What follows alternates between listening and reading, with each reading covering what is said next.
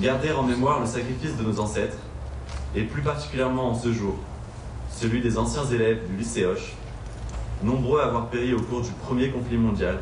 380 noms résonnent entre les murs du lycée Hoche ce matin à Versailles. Une matinée pour se souvenir et rendre hommage aux anciens élèves tombés au champ d'honneur. Une cérémonie qui n'avait pas eu lieu depuis 20 ans, ravivée aujourd'hui grâce aux élèves de l'établissement. Les élèves donc du conseil de la vie lycéenne, il y a un an, effectivement, on souhaitait qu'on remette en vigueur cette cérémonie.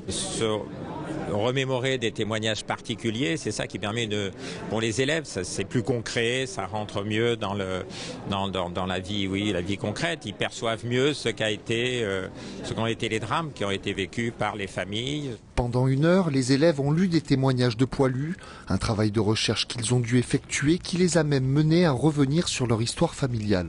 Par exemple, ça m'a permis de retravailler sur l'histoire de mon arrière-grand-père qui avait fait la guerre, donc de redécouvrir un petit peu des textes qu'il avait écrits et donc de mieux se rappeler cette période. Je pense que c'est grâce aux témoignages qu'on peut vraiment se rendre compte de ce qui s'est passé.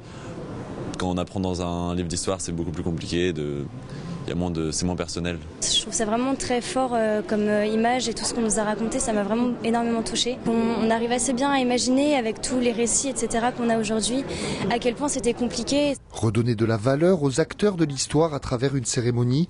Pour le vice-amiral Giraud, ancien élève du lycée Hoche, les poilus, figures de modèles patriotiques, étaient simplement des hommes agissant comme des héros. Et ces hommes et ces femmes étaient faits en acier. On se demande comment ils ont pu tenir aussi longtemps. Et ils étaient comme vous et moi pourtant. Ce brancardier, cet infirmier qui devait sortir de sa tranchée pour aller chercher son copain qui était blessé, il savait qu'il ne reviendrait pas parce qu'il allait être touché et il y allait. Mais voir tous ces élèves qui écoutent avec attention et qui manifestement s'imprègnent de cela, je crois que ça donne beaucoup de courage pour l'avenir.